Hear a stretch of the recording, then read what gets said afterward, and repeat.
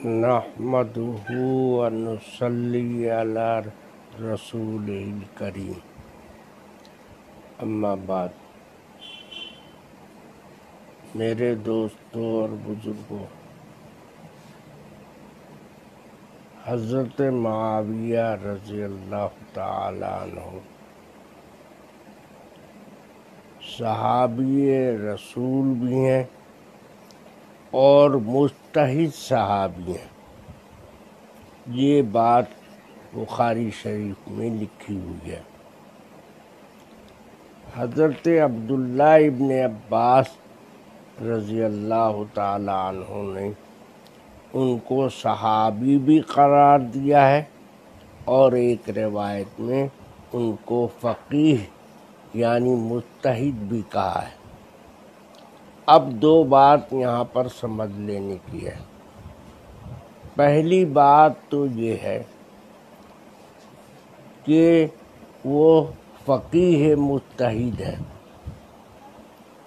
اور جب مجتہد کوئی شخص ہوتا ہے تو اگرچہ وہ صحابی ہو یا نہ ہو، مجتہد کی ہر بات میں ایک ثواب ملتا ہے۔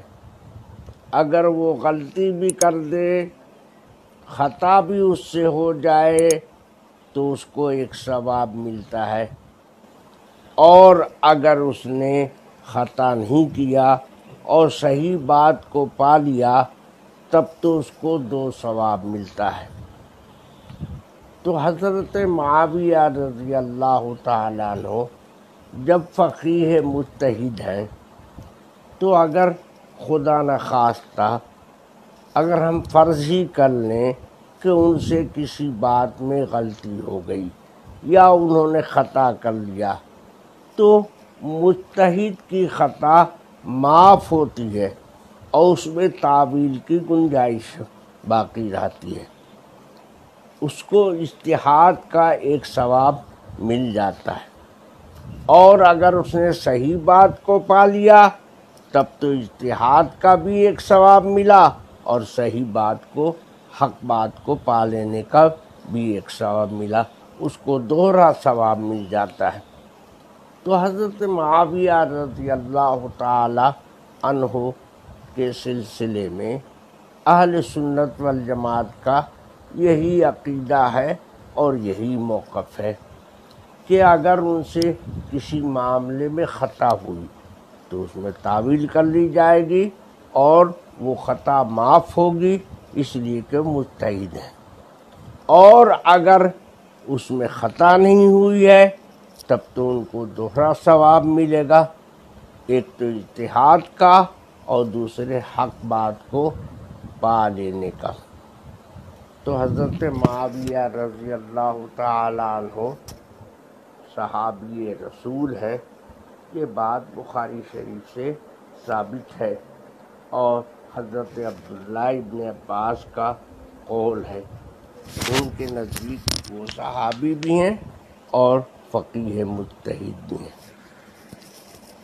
اب حضرت معاویہ رضی اللہ تعالیٰ عنہ صحابی اور مجتہد تو ہیں ہی، نبی پاک صلی اللہ علیہ وسلم کے سالہ بھی لگتے ہیں رشتے میں، اس لیے کہ حضور پاک صلی اللہ علیہ وسلم کی ایک بیوی ام المومنین حضرت ام حبیبہ رضی اللہ تعالی عنہا حضرت معاویہ کی اپنی بہن تھیں، تو اس رشتے کی بنیاد پر حضرت معاویہ رضی اللہ تعالی عنہ جناب رسول اللہ صلی اللہ علیہ وسلم کے اپنے حقیقی سالہ بھی ہوتے ہیں۔ اب ایک بات جو خاص طریقے سے یاد رکھنے کے لائق ہے، وہ یہ ہے کہ اسلام میں ہر آدمی اسی کام کا ذمہ دار ہوتا ہے جو اس نے انجام دیا۔ دوسرے کے کام کا وہ ذمہ دار نہیں ہوتا ہے۔ اگر بیٹے نے کوئی کام کیا تو باپ اس کا ذمہ دار نہیں ہے، اور باپ نے کوئی کام کیا تو بیٹا اس کا ذمہ دار نہیں ہے۔ تو بہت سارے لوگ، اور بالخصوص ہمارے شیعہ بھائی لوگ، حضرت معاویہ رضی اللہ تعالی عنہ کو یزید کے، جو ان کے صاحبزادے تھے، یزید کے عمل اور کردار کی وجہ سے حضرت معاویہ کو برا بھلا کہتے ہیں۔ حالانکہ یہ برا بھلا کہنا ان کا بالکل غلط ہے۔ حضرت معاویہ رضی اللہ تعالیٰ عنہ اپنے عمل کے ذمہ دار ہیں، یزید کے کردار کے وہ ذمہ دار نہیں ہیں۔ اب بہت سے لوگ یہ الزام دیتے ہیں کہ یزید کو خلیفہ اور ولی عہد انہوں نے بنا دیا تھا، حضرت معاویہ نے۔ ٹھیک ہے، انہوں نے بنایا تھا، تو جس وقت بنایا تھا اس وقت یزید کے کیریکٹر اور کردار میں کوئی ایسی بات نہیں تھی کہ جس کی بنیاد پر حضرت معاویہ کو متہم بنایا جائے اور یہ کہا جائے کہ ایک غلط آدمی کو انہوں نے کیسے بنا دیا، جس کا کردار صحیح نہیں تھا، عمل صحیح نہیں تھا۔ سوچنے کی بات ہے کہ حضرت معاویہ نے جس وقت بنایا اس وقت اس کا عمل غلط کہاں تھا؟ اس وقت ان میں کون سا عیب تھا؟ اس میں اس کے کردار میں کوئی عیب اس زمانے میں نہیں ملتا ہے۔ آدمی کا عمل بنتا بگڑتا رہتا ہے۔ آج ایک آدمی نمازی ہے اور کل اس نے نماز چھوڑ دیا، آج ایک شرط پہ نمازی ہے اور کل سے نمازی ہو گیا، تو جب بے نمازی ہوگا، شرابی جواڑی ہو جائے گا تو غلط ہو جائے گا، فاسق ہو جائے گا، اور جب نمازی ہے، پرہیزگار ہے، اچھا عمل ہے تو وہ صحیح ہوگا۔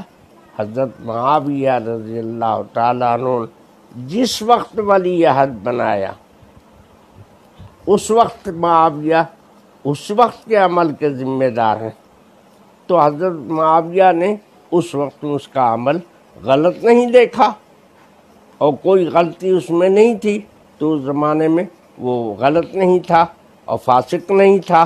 اس لیے حضرت معاویہ پر الزام دینا کہ انہوں نے ہی بنایا لہذا وہ مجرم ہے، یہ اسلامی تعلیم کے خلاف ہے، اور یہ شیعوں کا مسلک ہے۔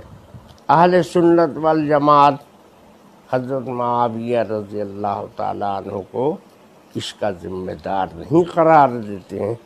وہ حضرت معاویہ کو صحابی رسول اور فقیہ مجتہد مانتے ہیں، اور حضرت ام حبیبہ رضی اللہ تعالیٰ عنہا رضی اللہ تعالیٰ عنہ جو حضور کی زوجہ محترمہ ہیں، ام المومنین ہیں، ان کے بھائی ہیں، اس لیے سالہ بھی لگتے ہیں۔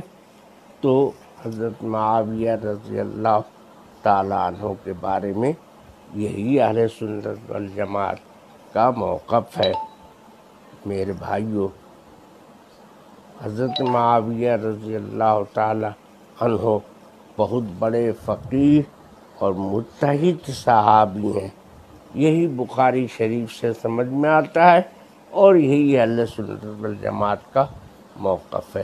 اس کے خلاف جو لوگ بولتے ہیں یا تہمت لگاتے ہیں حضرت معاویہ پر، یا ان کو منافق کہتے ہیں، وہ تو شیعوں کا مسلک ہے۔ شیعہ لوگ تو حضرت معاویہ کیا، حضرت ابو بکر کو، حضرت عمر رضی اللہ تعالیٰ عنہ کو، اور دوسرے صحابہ کو بھی منافق کہہ دیتے ہیں۔ یہ بہت جرم کی بات ہے اور بہت خطرے کی بات ہے۔ اگر حضور کے یہ اجلہ صحابہ، اکابر صحابہ منافق ہو جائیں تو حضور کے آنے کا دنیا میں کیا فائدہ ہوا؟ آپ کے سارے شاگرد اور آپ کے سارے صحابہ اور सब साथ रहने वाले अगर मुनाफिक हो तो हुजूर पाक सल्लल्लाहु अलैहि वसल्लम का कोई फैज़ नहीं पहुंचा और कोई फ़ायदा ही नहीं हुआ। सहाबा कराम को हुजूर की सोहबत से, ये तो हुजूर के ऊपर हर्फ लाना है और हुजूर की शान में गुस्ताखी करना है। इसलिए अहले सुन्नत वल जमात इससे बचते हैं। दरख्त अपने फल से पहचाना जाता है, तो हुजूर पाक सल्लल्लाहु अलैहि वसल्लम अगर दरख्त हैं नबूवत के और यकीनन हैं और सबसे बड़े हैं, खातमुन नबीन हैं आप, तो आपसे जितना सहाबा को आपके शागिर्दों को फैज़ पहुंचा और जितना फल शीरी हुआ वो आपके ज़रिए से, तो हुजूर के सहाबा को मुनाफिक कहना और ये कह देना कि वो मुनाफिक थे, उन्होंने हुजूर का साथ दुनिया के लिए दिया और दुनिया की गरज से दिया, ये बहुत जुर्म की बात है और ये हुजूर की शान में गुस्ताखी है। अल्लाह पाक इससे सारे ईमान वालों को महफूज फरमाए। वाखिर दावाना अनिल हम्दुलिल्लाहि रब्बिल आलमीन। लो इसको रख भाई।